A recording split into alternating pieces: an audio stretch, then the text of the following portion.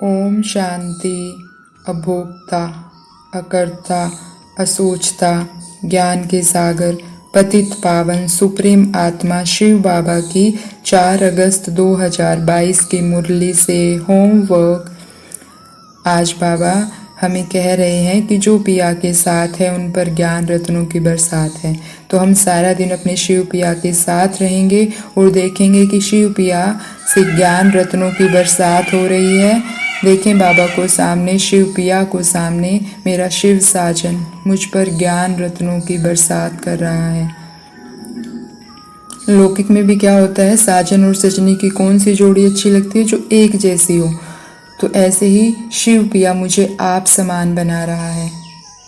शिव पिया से आती ज्ञान की वर्षा मुझ आत्मा के सारे पाप धो रही है, सारे विकार धुल रहे हैं और मैं आत्मा अपने शिव पिया समान पावन बन रही हूँ।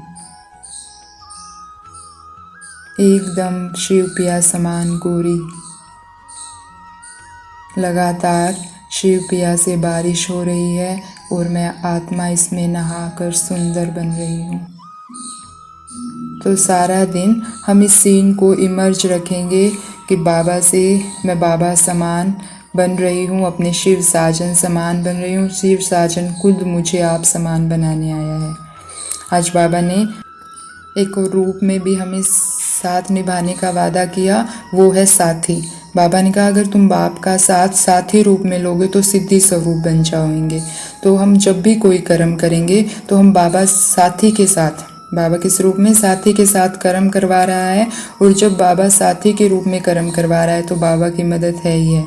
बाबा ने कहा कि सिर्फ ऐसे मत देखो कि मेरा साथी बैठा है मेरे साथ, नहीं, साथी का मतलब मददगार। तो वो मेरे उस कर्म में मदद करवा रहा है, तब वो कर्म क्या बन जाएगा, सिद्धि स्वरूप बन जाएगा। तो हम कैसी आत्माएं हैं, सिद्धि स्वरूप आत्माएं हैं। तो हम बाबा को जब कर्म कर रहे होंगे, जब कर्म नहीं कर रहे हैं तो ज्ञान शिव पिया से ज्ञान रत्नों की बरसात में अपने को धोएंगे। और जब कर्म कर रहे हैं तो शिव साथी के साथ हम कर्म करेंगे और क्या देखेंगे, शिव साथी का साथ मुझे रूप बसंत बना रहा है।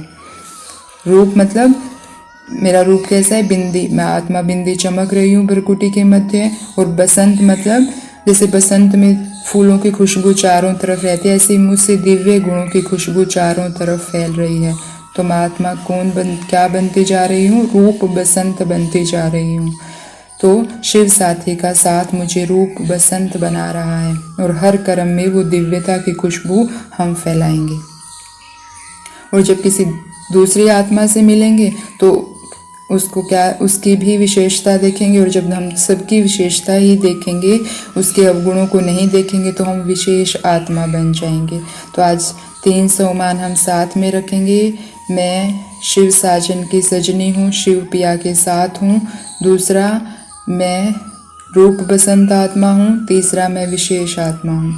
तो सारा दिन इनका अभ्यास करते करते हम सिद्धि स्वरूप बन जाएंगे। और बाबा ने आज ये भी कहा कि बाबा जो हमें अविनाशी ज्ञान रतन देते हैं वो एक एक रतन लाखों रुपए का है। तो उन्हें अच्छी रीति धारण कर औरों को धारण कराना है, दान देना है। लेकिन बाबा ने कहा कि दान उसको दो, आसामी देख कर दो, उसको दो जिसकी सुनने की इच्छा हो। जिसका सुनने का दिल नहीं है उसके पीछे टाइम वेस्ट मत करो।